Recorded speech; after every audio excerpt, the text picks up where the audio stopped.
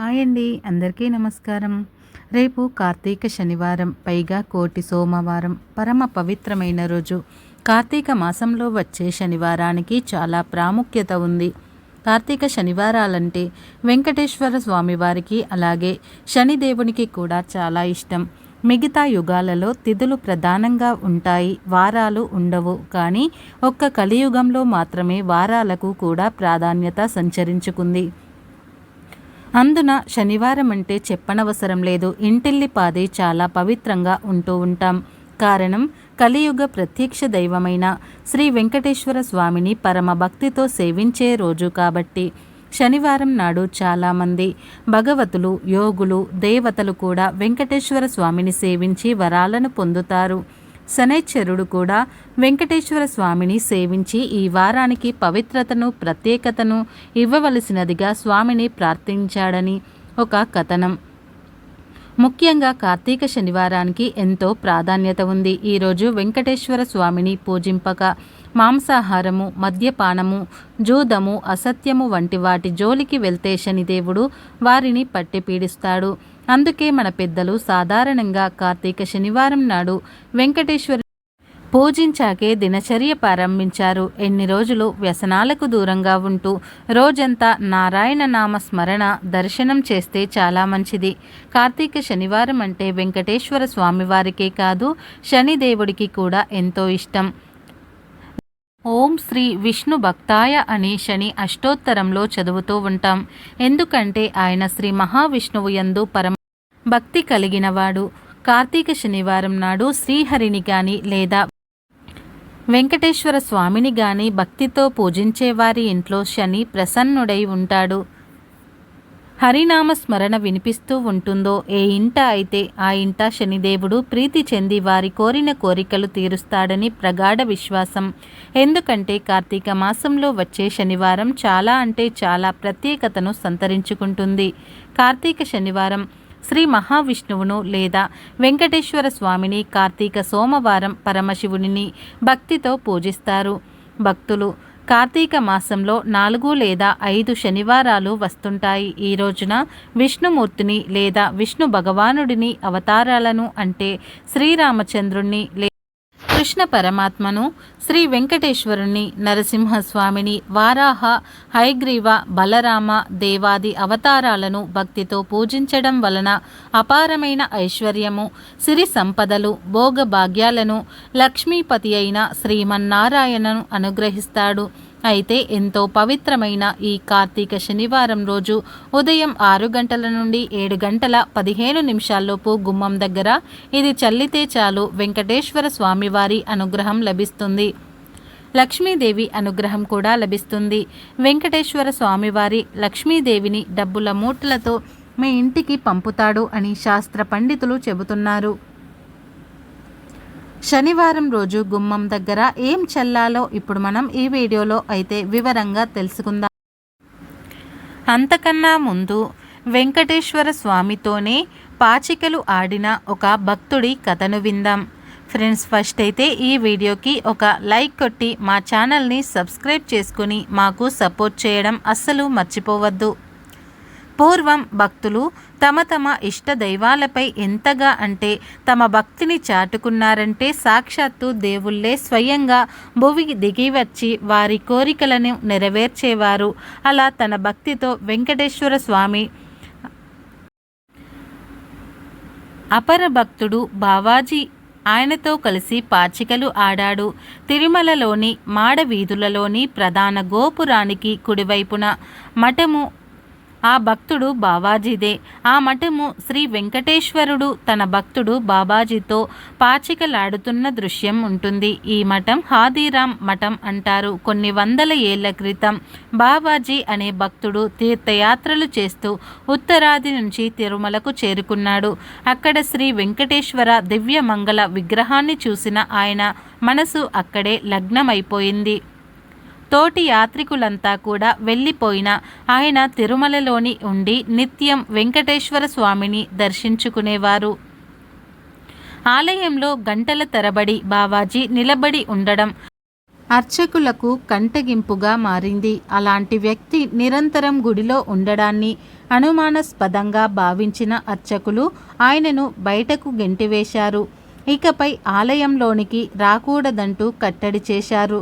దీంతో తీవ్ర మనస్తాపానికి గురి అయిన ఆయన శ్రీనివాసుని దర్శన భాగ్యం కోసం చిన్న పిల్లవాడిలా విలపించాడు.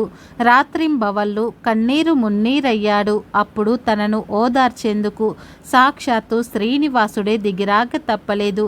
రోజు వెంకటేశ్వర స్వామి బావాజీ దగ్గరకు వచ్చి, నిన్ను నా సన్నిధికి రానివ్వకపోతేనేం, నేనే నీ దగ్గరకు వస్తుంటాను అని ఈరోజు నీతో సమయం గడిపేందుకు వస్తూ ఉంటానని బావాజీకి అభయమిచ్చాడు. అలా నిత్యం రాత్రిపూట పవలింపు సేవ ముగిసిన తర్వాత ఆలయం ఎదురుగా ఉన్న బావాజీ మఠానికి చేరుకునేవాడు శ్రీనివాసుడు. అక్కడ వారిద్దరూ పొద్దుపోయే వరకు కబుర్లతో కాలం గడిపేవారు. కొన్నిసార్లు కాలక్షేపం కోసం పాచికలు ఆడుకునేవారు. అలా సరదాగా గడుపుతున్న తరుణంలో ఓ పరిణామం చోటు చేసుకుంది. అలా ఒకసారి బావాజీతో స్వామివారు పాచికలాడుతూ కాలాన్ని గమనించనే లేదు. సుప్రభాత వేళ సమీపించినది. జగన్నాథునికి మేలుకొలుపు పాడేందుకు అర్చకులు ఆలయాన్ని సమీపించసాగారు. ఆ చప్పుళ్లను విన్న వెంకటేశ్వరుడు వెంటనే బావాజీ దగ్గర నుంచి లేచి అక్కడ నుంచి ఆలయంలోనికి వెళ్ళిపోయాడు. ఆ హడావిడిలో ఆయన కంఠాభరణం ఒకటి మర్చిపోవటంతో అది బావాజీ మఠంలోనే ఉండిపోయింది. ఆ ఉదయం వెంకటేశ్వర స్వామివారి మూల విరాట్ను అలంకరిస్తున్న అర్చకులు ఆయన ఒంటి మీద అతి విలువైన కంఠాభరణం మాయమవడం గమనించారు. అదే సమయంలో తన మఠంలో ఉండిపోయిన కంఠాభరణాన్ని తిరిగి ఇచ్చేందుకు బావాజీ ఆలయం లోపలికి ప్రవేశించగా అతని చేతిలో ఉన్న ఆభరణాన్ని చూడగానే అర్చకులు మరేమీ ఆలోచించకుండా దాన్ని లాక్కొని ఆయనను దొంగగా పరిగణించి దూషిస్తూ స్థానిక నవాబు దగ్గరికి తీసుకొని పోయారు. నవాబు గారు బావాజీని ఆభరణాన్ని ఎందుకు దొంగలించారని ప్రశ్నించగా తానేమీ దాన్ని దొంగలించలేదని బావాజీ పేర్కొన్నాడు. సాక్షాత్తు శ్రీనివాసుడే తనతో రాత్రంతా పాచికలు ఆడాడని, అర్చకులు రావటంతో హడావిడిగా స్వామివారి ఆలయంలోనికి విచ్చేయటంతో తన కంఠాభరణాన్ని తన మఠంలోనే మర్చిపోయాడని వివరించాడు. కానీ ఎవరూ అది నమ్మలేదు. బావాజీ కారాగారంలో పడేశారు. అప్పుడు నవాబు నిజంగానే ఆ శ్రీనివాసుడు ప్రతి రాత్రి నీకోసం వచ్చిన మాట నిజమే అయితే నీకు ఒక పరీక్షను పెడతాను. ఈ కారాగారం నిండా బండెడు చెరుకు గడలు వేస్తాం. ఉదయం సూర్యుడు కుడిచేవేళకు అవన్నీ పొడి పొడిగా మారిపోవాలి అని బావాజీకి పరీక్ష పెడతాడు. బయట సైనికులను కాపలా పెడతాడు. అయితే ఆ రోజు అర్ధరాత్రి బావాజీని బంధించిన గది నుంచి ఏనుగు గ్రీంకారాలు వినిపిస్తాయి. అవేమిటా అని తొంగి చూసిన సైనికులు ఆశ్చర్యం అంతులేకుండా పోయింది. ఆ గదిలో నామాలు ధరించిన ఒక ఏనుగు బండెడు చెరుకు గడలను సునాయాసంగా పిప్పి పిప్పి చేయసాగింది. మోసిన తలుపులు మోసినట్లే ఉన్నాయి. ఎక్కడి నుంచి కావలి వాళ్ళు అక్కడే ఉన్నారు. అయినా ఒక ఏనుగు లోపలికి చక్కగా ప్రవేశించగలిగింది. ఆ కార్యక్రమం జరుగుతున్నంత వరకు బావాజీ రామనామ స్మరణం చేస్తూనే ఉన్నారు. అప్పటి నుంచి ఆయనకు హాదీరాం బావాజీ అన్న పేరు స్థిరపడిపోయింది. హాదీరాం భక్తిని స్వయంగా చూసిన నవాబు ఆయనను అధికారిగా నియమించాడు. ఇక వీడియోలోకి వస్తే ఎంతో పవిత్రమైన ఈ కార్తీక శనివారం రోజు తప్పనిసరిగా వెంకటేశ్వర స్వామివారిని ఇంట్లో పూజించాలి. పూజ చేయలేని వారు శనివారం దీపమైనా సరే పెట్టుకోవాలి. అంతేకాదు కార్తీక శనివారాలలో దగ్గరలో ఉండే వెంకటేశ్వర స్వామివారి ఆలయాలకు లేదా పుణ్యక్షేత్రాలకు వెళ్తే లెక్కలేనంత పుణ్యం వస్తుంది. ఇక ఆ విషయంలోనికి వస్తే ఈ కార్తీక శనివారం రోజు చక్కగా ఒక గాజు గ్లాసును కానీ, స్టీల్ గ్లాసును కానీ, రాగి గ్లాసును కానీ ఇలా ఏదో ఒక గ్లాసును లేదా బౌల్ని తీసుకుని దానిలో కొన్ని నీళ్లు పోయండి. నీళ్లు అంటే ఎక్కువ అవసరం లేదు. ఒక 5 స్పూన్ల నీళ్లు తీసుకుంటే సరిపోతుంది. ఇలా నీళ్లు తీసుకుని ఆ నీటిలో కొంచెం పచ్చకర్పూరాన్ని కూడా వేయండి. పచ్చకర్పూరంతో పాటు చిటికెడు పసుపును కూడా వేయండి. కర్పూరం వెంకటేశ్వర స్వామివారికి ఇష్టం, పసుపు అంటే లక్ష్మీదేవికి ఇష్టం. ఈ రెండిటితో పరిహారం చేస్తున్నాం కనుక లక్ష్మీదేవి మరియు వెంకటేశ్వర స్వామివారి అనుగ్రహం శీఘ్రంగా కలుగుతుంది. ఇలా ఈరోజు ఈ రెండింటిని నీటిలో వేసి బాగా మిక్స్ చేసేయండి. తర్వాత చిన్న తులసి కొమ్మను ఈ నీటిలో వేయండి. ఇంటి మెయిన్ బయటకు వెళ్ళి ఆ డోర్ గుమ్మం మీద ఈ నీటిని తులసి కొమ్మ సహాయంతో చిలకరించండి. గుమ్మం మీద మాత్రమే చిలకరించండి. ఇలా చిలకరించిన నీటిని 10 నిమిషాల తర్వాత తుడిచివేయండి, లేదంటే ఎవరైనా జారిపడే ప్రమాదం ఉంటుంది. ఇలా ఈ విధంగా ఉదయం లేదా సాయంత్రం 6 గంటల నుండి 7 గంటల 15 నిమిషాల సమయం మధ్యలో చేయాలి. ఈ చిన్న పనిని చేయటం వలన లక్ష్మీదేవి మరియు వెంకటేశ్వర స్వామివారి అనుగ్రహం లభిస్తుంది. వెంకటేశ్వర స్వామివారి లక్ష్మీదేవిని మీ ఇంటికి పంపుతాడు. తద్వారా మీకు ఉండే ఆర్థిక సమస్యలు, అప్పుల బాధలు అన్నీ కూడా తొలగిపోతాయి. ధనలాభం కలుగుతుంది. కాబట్టి రేపు కార్తీక శనివారం రోజు ప్రతి ఒక్కరూ కూడా ఈ చిన్న పరిహారాన్ని చేసి శుభ ఫలితాలను పొందండి. కార్తీక మాసంలో శ్రవణ నక్షత్రం ఏ రోజు వస్తే ఆ రోజును కోటి సోమవారం లేదా కోటి సోమవారం అని అంటూ ఉంటారు. కోటి సోమవారం అనేది సోమవారమే రావాలని రూల్ ఏమీ లేదు. శ్రవణ నక్షత్రం ఏ రోజు వచ్చినా ఆ రోజున కోటి సోమవారం అంటారు. ఈరోజు మనం ఏ పని చేసినా దానికి కోటి రెట్ల ఫలితం వస్తుంది. అంటే ఈరోజు ఎవరికైనా ఒక గుమ్మడికాయను దానం చేస్తే కోటి గుమ్మడికాయలను దానం చేసిన ఫలితం వస్తుంది. ఈరోజు ఒక దీపాన్ని వెలిగిస్తే కోటి దీపాలను వెలిగించిన ఫలితం వస్తుంది. మనం చేసే జపము, తపము, పూజ, అర్చన, దానము, ఉపవాసము, జాగరణ ప్రతి ఒక్కటి కూడా కోటి రెట్ల ఫలితాలను ఇస్తుంది. అంతటి విశిష్టత కలిగినది ఈ కార్తీక మాసంలో వచ్చే కోటి సోమవారం. కలియుగ ప్రత్యక్ష దైవమైనటువంటి శ్రీ వెంకటేశ్వర స్వామివారి జన్మ నక్షత్రం శ్రవణ నక్షత్రం. కార్తీక మాసంలో వచ్చే శ్రవణ నక్షత్రం రోజున మనం దీపారాధన చేసిన, దానం చేసిన, పూజ చేసిన శివకేశవులిద్దరికీ అది అంది కోటి రెట్ల ఫలితాలను ఇస్తారు. అందుకే దీనికి కోటి సోమవారం అనే పేరు. ఈరోజు విశేషంగా ఉసిరికాయ దీపాలను పెడతారు. అలా పెట్టడం వలన సకల ఐశ్వర్యాలు సిద్ధిస్తాయని ప్రతీది. ఉసిరికాయ దీపం ఎలా పెట్టాలంటే ఉసిరికాయ పైన చిన్న ముక్కను కట్ చేసి తీసివేసి అక్కడ ఆవు నేతితో ముంచిన ఒత్తిని పెట్టి వెలిగించాలి. కోటి సోమవారం రోజు తెల్లవారుజామునే ఈ ఉసిరి దీపాలు వెలిగించుకోవాలి. ఈ ఉసిరి దీపాలను ఉసిరి చెట్టు దగ్గర కానీ లేదా తులసి చెట్టు దగ్గర కానీ ఎక్కడైనా సరే వెలిగించుకోవచ్చు. ఉసిరి దీపాలు వెలిగించలేని వారు మామూలు దీపాలను అయినా సరే పెట్టాలి, లేదా పిండి దీపాలను అయినా సరే పెట్టవచ్చు. కోటి సోమవారం రోజు ఖచ్చితంగా ఇలా ఏదో ఒక దీపాన్ని పెట్టాలి.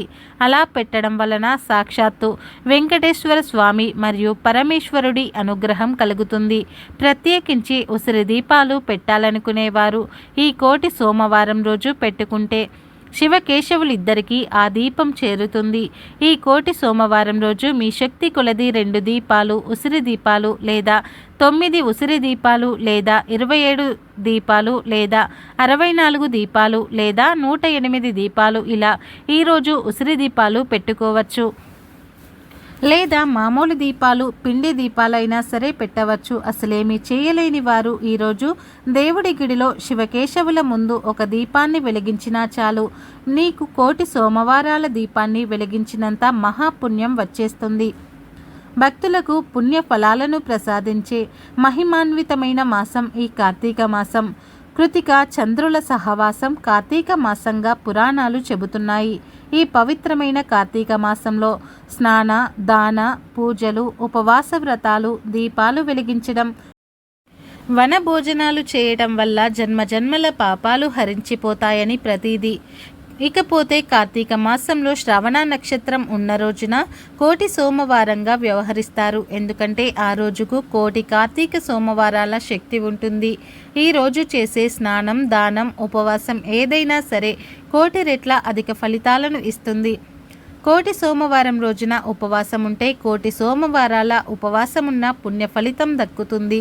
ఈ రోజున శివాలయ సందర్శనము, అభిషేకము, ఉపవాసము లేదా నక్తము లేదా ఏకభుక్తం ఎవరి శక్తి అనుసారం వారు చేస్తే మంచిది. అదేవిధంగా ఈరోజు దీపారాధన, ఆకాశ దీప దర్శనము, దానాలు, ధర్మాలు చేస్తే ఆ ఫలితం రెట్టింపు అవుతుందని శాస్త్రవచనం.